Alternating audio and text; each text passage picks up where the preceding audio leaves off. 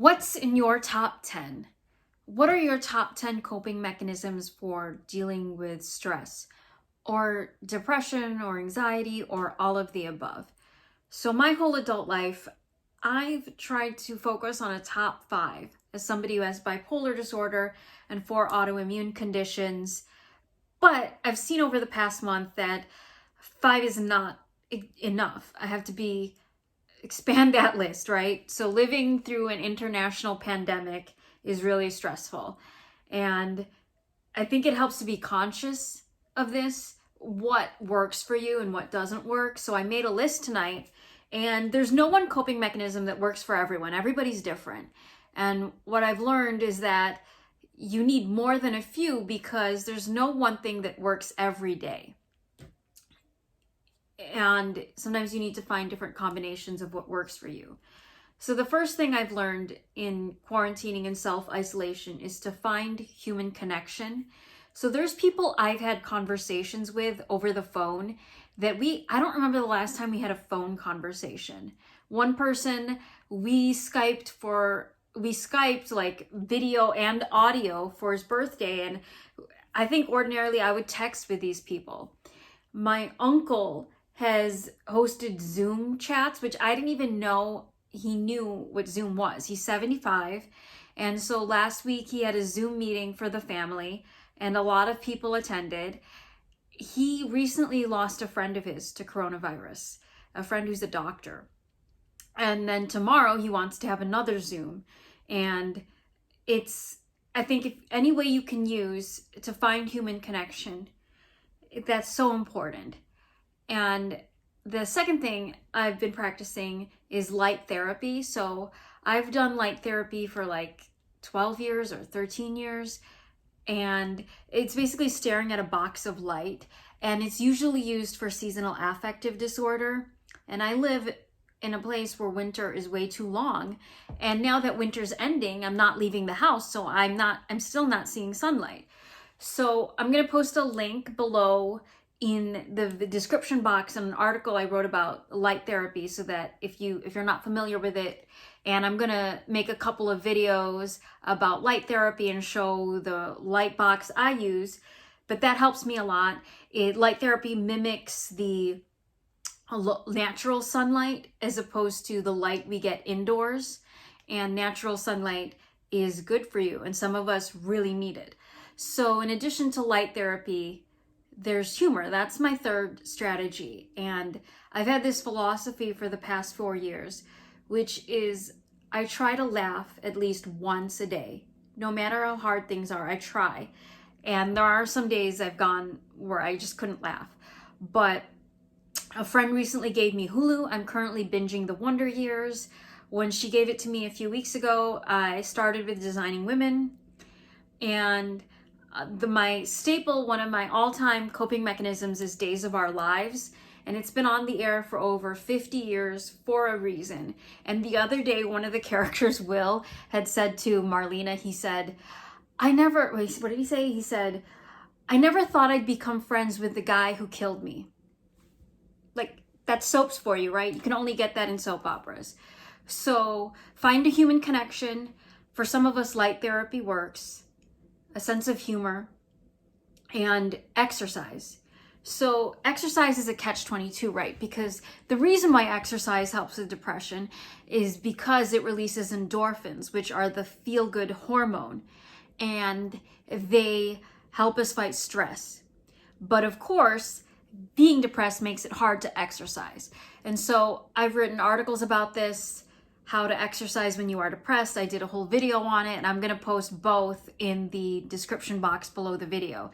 And there have been days during this pandemic, this is my 4th week of practicing quarantine, where exercise saved me. And it doesn't work every day, like I said. And on some of those days, I do my 5th strategy, which is reading. So I've read a lot of books during this pandemic. I'm probably going to read a lot more. My cousin introduced me to this app called Libby, which is really effective. You can read ebooks because it's going to be impossible during the pandemic to borrow books made out of paper, and it might not even be safe for us. And So I read Blink by Malcolm Gladwell. It's about how we make decisions, how people will say they want something in a mate, and then they'll be with somebody who's the opposite of that, but people can't explain why. And it's really fascinating. And then I read Vanessa Williams' memoir that she wrote with her mom. That was really, really cool. I just finished Demi Moore's memoir, Inside Out. I finished the really intense bestseller, Educated by Tara Westover. And it's about this young woman. I think she's 30 now, but she grew up with a family. Her dad was a cult-like figure. He believed in all these conspiracy theories, and they didn't believe in science or modern medicine. And she talks about how she escaped that through her love of learning. Again, warning, it's an intense book, but it was inspiring to me. And in addition to reading, one of the things I'm going to go back to is art. It doesn't have to be painting, although that's what art is for me. Some people are sewing, some people are knitting. Some way to express your feelings. I'm feeling things I can't put into words. You know, my uncle lost his friend who's a doctor. I have doctors in my family. That's stressful to love people who are putting themselves, they're on the front lines. And anxiety, anger, sadness. So I haven't painted since January I haven't painted in a year. So I've been watching videos to remind me of some really basic things. I bought this calendar over a year ago of the Northern Lights. So I want to paint the Milky Way. I want to paint the Northern Lights. And the other thing I've been doing, so my 7th strategy is to find one day a week to dress up. So a lot of us are living in sweatpants. Nobody is seeing us. And I think people should wear whatever they feel comfortable with. But I call it being fashionably ill. That's the name of my blog. So it's not every day that I dress up. My hair is kind of like a wild animal. So it has to be tamed. And that's really difficult. But most of the time I wear workout clothes, which makes me feel comfortable. But I've decided one day a week I'm going to dress up. I'm going to look my best for me, since nobody's going to see me. And it makes me feel good. And I think if showering, it's hard to do. It's a taboo subject, the fact that hygiene is hard when you're depressed. But as always, we try our best. We're all just trying our best and figuring our way out.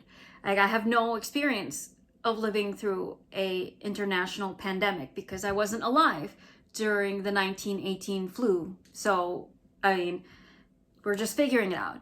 And faith is something that some people find useful. I cling to it. My pastor posts sermons on Sunday on YouTube, and she calls it e-worship. So especially during Lent season, it's kind of hard to not be able to go to a house of worship, but especially if you like the people that you worship with. But it's been nice you can practice and you can observe wherever you are. And music is a great coping mechanism. So like, I remember I was in the shower and it was a depressing day. We also have a family friend who lost a relative. So most of us are going to be affected in one way or another by this. It's going to be hard to go unscathed. But I play Pandora when I'm in the shower, and Midnight Train to Georgia came on, Gladys Knight. And it's my everything song. It's like, these are songs you listen to when you're grieving. There's songs you listen to work out to. This is like the everything song, whatever I'm feeling. Midnight Train to Georgia is always good. And the last strategy is to have a purpose. And when I say a purpose, it doesn't have to be a purpose with a big P. It doesn't have to be a mission in life or anything like that. It can be something small. So a friend of mine told me one thing he does is he has gym shoes that he likes, and the gym shoes motivate him to exercise. I like my workout pants, and that makes me feel better about exercising, which helps me fight depression. It could be a TV show that you like, and there's a new episode of Little Fires Everywhere coming out on Wednesday. So Tuesday night, you think, okay, Wednesday morning, I'm going to eat breakfast and I'm going to watch Little Fires Everywhere, which, by the way, I reviewed the book in a video a couple months ago. It was called Underrated Stress Strategy Reading, and I loved the book. I love the book. Celeste Ng is amazing. So just find something. It can seem trivial to other people, but if it gets you up in the morning, if it makes you feel a little bit better or a lot better, then that's all it takes. Then that's what you need. So, like, I went through a traumatic experience a couple years ago, and I could not think about anything complicated. So I couldn't think about Medicaid policy. I couldn't think about healthcare policy. And Coursera I don't know if you've ever heard of it, but Coursera provides free online courses and about all different kinds of subjects you can study. And I wanted to study something fun. And so I took this class on old Hollywood, and I didn't read any of the books, but it's not graded, so it doesn't matter. I didn't read any of the books, but I watched the movies, and like they had these little quizzes after you watched a video, and it was fun. And it really helped me having this purpose. And it's not like, I'm not going to become a filmmaker or anything like that. And I remember the moment I realized I had made a lot of progress through that traumatic experience was when I realized I couldn't remember the last time I'd done something in the course on old Hollywood. I was like, wait a minute, when was the last time I took a quiz? And that's kind of how I knew I was doing better. So those are my top 10. Finding a human connection. Let's try to make human connections, even if we don't see people. And light therapy, a sense of humor. The fourth thing is exercise, reading, an artistic outlet, a way to express yourself. And you don't have to share it with anyone. It's just for you. And the seventh thing is 1 day a week of dressing up, faith, music, and then finally a purpose, something to do the next day, something that gives you a purpose. So what's in your top 10? Let me know what works for you. Have you ever made a list? Have you ever tried to be conscious about it? What can you do when things get hard? Thank you for listening. If you found this video helpful, please give it a thumbs up, subscribe, and share. Stay safe, everybody. Thanks. Bye.